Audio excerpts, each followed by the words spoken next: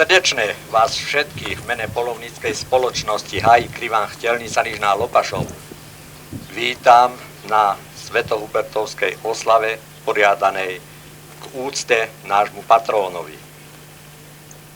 Tento druhý ročník poriadame v jubilejnom roku, ktorý je prelomom tisícročia. Vážení hostia,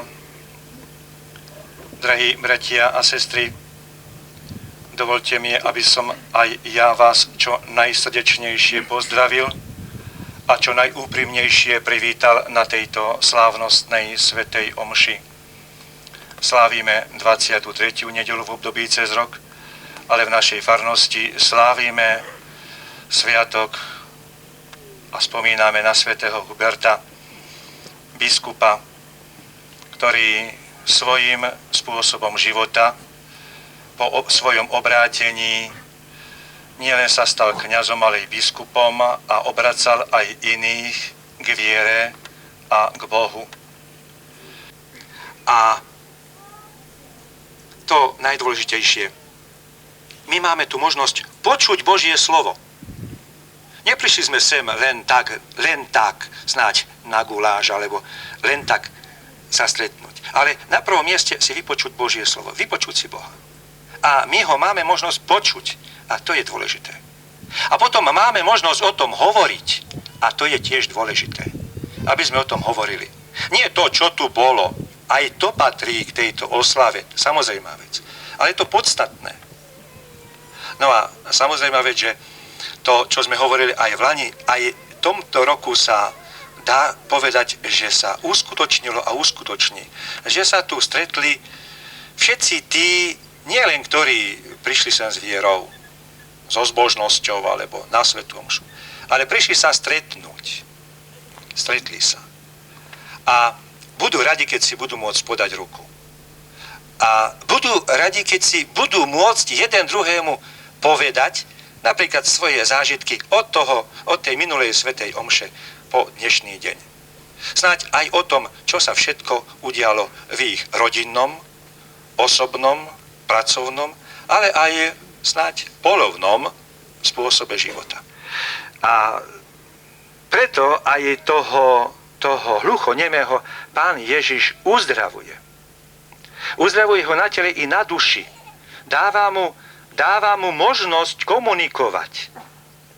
To je prejav, ktorý Kristus robil, aby uzdravil telo, uzdravil najskôr ducha.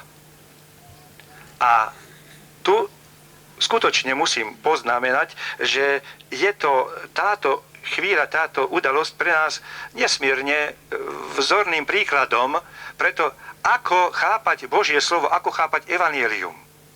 Kristus nás uzdravuje preto, aby sme mohli komunikovať. Aby sme sa mohli stretnúť v dobrom zdraví, aby sme si mohli navzájom odovzdať tie naše pekné chvíle nášho života. A hovoriť o nich.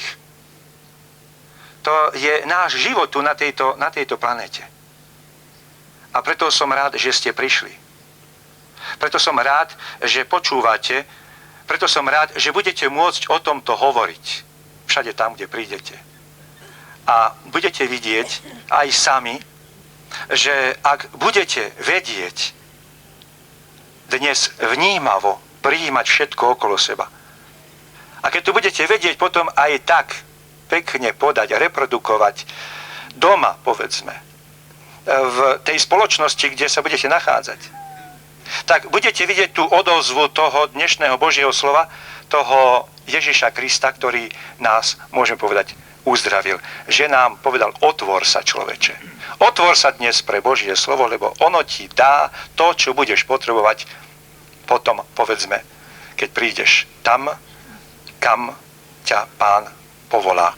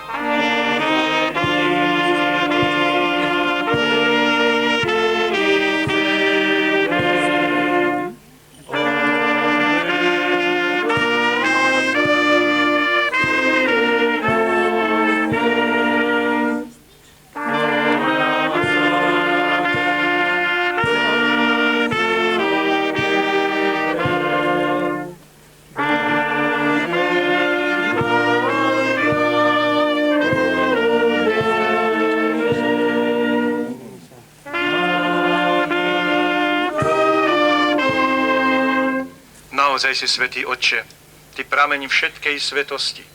Preto ťa prosíme, posväť tieto dary rosou svojho ducha, aby sa nám stali telom a krvou nášho Pána Ježiša Krista.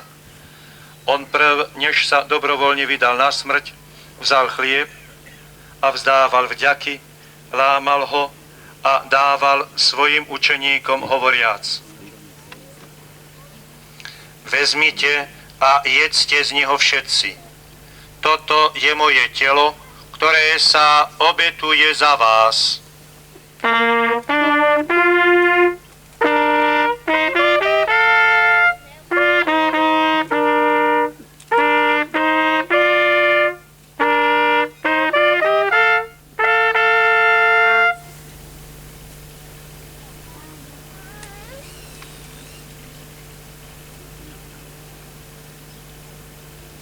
Podobne po večeri vzal kalich, znova vzdával vďaky a dal ho svojim učeníkom hovoriac: A píte z neho všetci.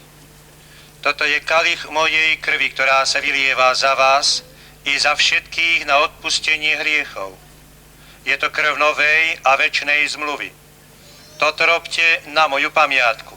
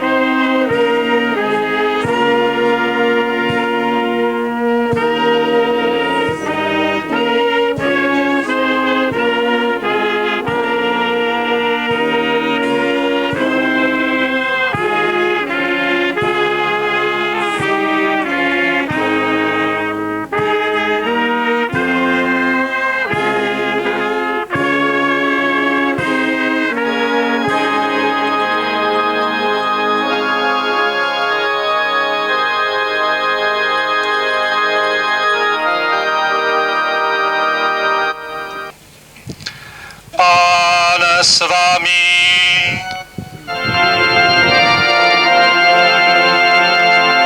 Nech vás i vašich drahých žehná všemohúci Boh, Otec i Syn i Duch Svätý. Iďte v mene Božom.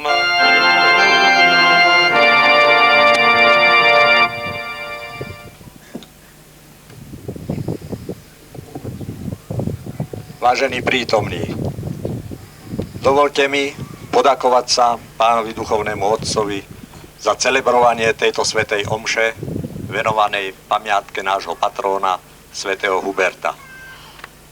Ďakujem všetkým funkcionárom, ktorí sa dnes zišli, dali si čas, či už okresného úradu, alebo Slovenského poľovníckeho zväzu, ktorí prišli dnes medzi nás. Srdečne ďakujem za celé združenie, Obecnému úradu Chtelnica, lesnému závodu Chtelnica, ktorí nemalou mierou prispeli o to, aby dnešný deň bol taký po zabezpečovacej stránke, aký je. Ďakujem srdečne v mene usporiadateľskej organizácie všetkým účinkujúcim, ktorí svojou prítomnosťou umocnili zážitok z tejto oslavy. Ďakujem vám všetkým, ktorí ste sa z väčších vzdialeností i z menších zúčastnili na tejto svätej omši a tak vzdali hold nášmu patrónovi.